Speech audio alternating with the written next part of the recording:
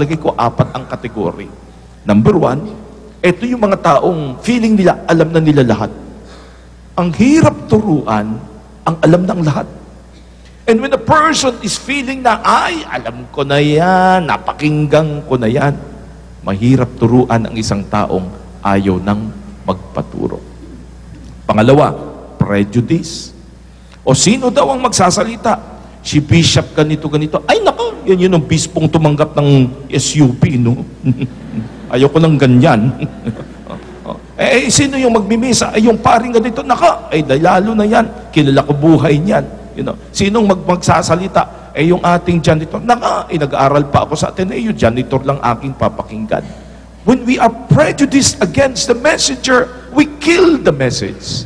Sapagkat hindi natin kayang tanggapin na si Lord pwedeng gamitin ang kahit sino para maiparating sa atin ang magandang balita. Si Father Santi and I will agree na kung kami mga pare hindi na pwedeng turuan, time to step down. Sapagkat ako ngayon kumbinsido after 27 years of being a priest na may mga pagkakataon na kung sensitive lang kami ang inyong tuturuan. Pag kami marunong lang makinig, we would realize ang dami nyo magagandang sasabihin sa amin. Third, fear, takot. Bakit? Ayoko nang pakinggan ang salita ng Diyos. Kasi pag napakinggan ko, baka sabihin magbago ako. Mahirap nang magbago. Sometimes people do not like to listen to the Word of God simply because it will tell them, yung ginagawa mo hindi tama yan, baguhin mo. And some of us are afraid to change. My dear friends, brothers and sisters, the second path is the path that is rocky. Anong ibig sabihin? Yung babagsakan mo, tatanggapin naman. Kaya lang, kaagad, ire-reject din ito. Bakit? Kasi tatanggapin, may tuwa sa umpisa. Ngunit sapagkat walang ugat, ang daling mamamatay yung halaman. My dear friends, the Word of God hanggang sa hindi magkaugat, hanggang sa hindi binibigyan halaga, hanggang sa hindi sinasabing, eto dapat kong pag-aralan, eto dapat mag-ugat sa puso't isipan, wala pong pag-asa na ang salita ng Diyos sa atin magbunga. Ang ikatlo po, eto, the path where thorns are present. Sisiksik yan ng mga ibang damo. Iipitin yan ng mga ibang halaman at magkakaroon ng mga tinik which will overcome the acceptance of the Word of God. Natanggap na, minahalaga na. Kaya nga lang, ang dami pang bagay na iniisip at binibigyan pansin at pinamahalaga. And towards the end, na-i-is out ang salita ng Diyos. Sa totoo lang, marami ako nakakausap, Father, hindi na ako nagsisimba. Kasi Father, anyway, naandyan naman yung television mass mo. Kaya Father, hindi na ako nagpupunta sa simbahan. Bakit naman? Kasi Father, busy. Ang kapatid, I will warn you, the worst enemy of the best is not the worst. It is the second best. Hindi naman masama na ikaw maglabada. Hindi naman masama na yung negosyo, ipakakain mo sa mga anak mo yung kita sa araw ng linggo. Hindi naman masama na ikaw magtrabaho. Pero ang punto, ano ang tunay na mas mahalaga? So much so that all these others, isasakripisyo mo para sa bagay na yan. Pag ang salita ng Diyos ang nawala sa iyo, mga kapatid, may problema. Sa mga nagtatanong, Father, okay lang ba yun na kami magsisimba na lang sa television para, Father, hindi na ako magbibihis kasi magbibihis pa ako, Father. Saka, Father, sometimes yung mga katabi mo, ang mga pasaway, maiingay yung mga bata. At saka, Father, pagpupunta pa ako, nadidisturbo lang ako ng mga pumoporma, yung mga sexy. Sabi ko, ang hirap naman. Pero, Father, kaya doon na lang ako sa kwarto ko, Father, at least nakahiga na ako.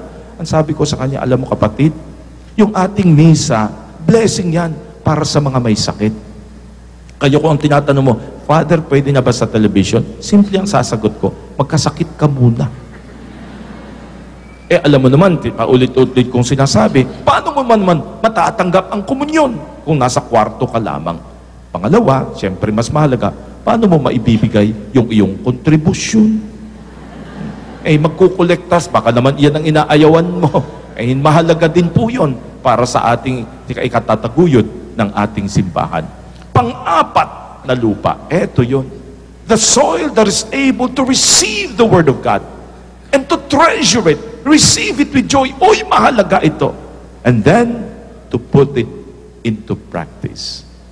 My dear friends, hanggang sa ang salita ng Diyos ay hindi natin binibigyan halaga, hindi natin isinasabuhay, wala pong magbubunga sa kahit sino man. Nakakatuwa kahapon, no? Si Ambassador Tita De Villa ng Vatican dati, no? Tinawagan ako sapagkat inimbitahan tayong makasama ng mga kaparian at mga obispo para sa 50th anniversary, golden anniversary ng Mother Butler. Alam nyo, nakakatuwa, 84 ang mga obispong nagmisa to just affirm dito sa mga housewives na ito na yung kanilang ginagawa para sa simbahan, mag-ayos, magtahi ng mga damit ng pari is worth it. And the church affirms by the presences of the bishop and the priest, isang katerba, na totoo, ito'y tunay na mahalaga, na yung inyong salita ang ngayon itinatranslate nyo sa pagtulong na ang liturhiya ng simbahan ay magiging maayos. Hindi po ba na ang salita dapat, ang isang Kristiyanong walang pakialam sa buhay ng simbahan, saan ka nagbubunga? Nakakatuwa, for example, recently, na-meet ko yung may-ari ng Ideal Vision, si Doktora Jessica D. No? Doon ako nagpapaayos ng eyeglasses. Palagay ko libre ito. Hindi ko pa nababayaran eh. Alam niyo po, nakakatuwa even as she tells me, Father, may mga walk for sight kami. In short, yung mga tatakbo, ang kikitain niyan, Father, pamimigyan namin para maging maayos ang mga mata ng iba. She tells me about the prison outreaches, 50 eyeglasses every now and then. Regular na nag-outreach. Yung bang iniisip mo lamang hindi negosyo, kundi paano naman ako makakatulong sa walang-wala? When you really begin to treasure the Word of God, it will change you. It will move you to do something for the Church of God. Ngayon, kasama ko sa araw na ito, ang isang bagong seminarya namin, 2 years na siya na nasa loob. Matutuwa ho kayo. For 10 years, nagtrabaho po siya sa GMA as Executive Director, as producer ng unang hirit. Nung takan mo, hirap mo, that's a live program. And yet, he decided, kung kaya kong gawin to, kung lahat ng ito'y talents na ibinigay sa akin ng Panginoon, bakit hindi ko gamitin upang ang kanyang magandang salita'y makarating sa mas marami? Ngayon, seminarian na siya namin, itong si Edgar Dantes. And now, he has decided, my talents is to be used for the Word of God. Yung ating justice ng Sandigan Bayan, magaling siyang magsalita. Bakit naman gagamitin ko lamang para sa korte? Ba't hindi ko gamitin bilang commentator, bilang lector of the church? That's a good way of saying, whatever I have, dapat magbunga upang ikalago ng ating sambayanan. My dear friends, ako, biniblame ko kaming mga pari. Kasi kami mga pari sometimes, hindi namin masyado na-explain ang salita ng Diyos. May mga pari na ang description ay marunong mag-take off, hindi makalanding. Maabot na ng 45 minutes, hindi pa matapos-tapos, hindi pa alam ng mga tao kung saan. Dapat kami natututo din. Alam nyo, pag kami inuordinahan, ibinibigay sa amin ang salita ng Diyos with the instruction from the bishop. At ang sasabihin ng obispo, receive the Word of God.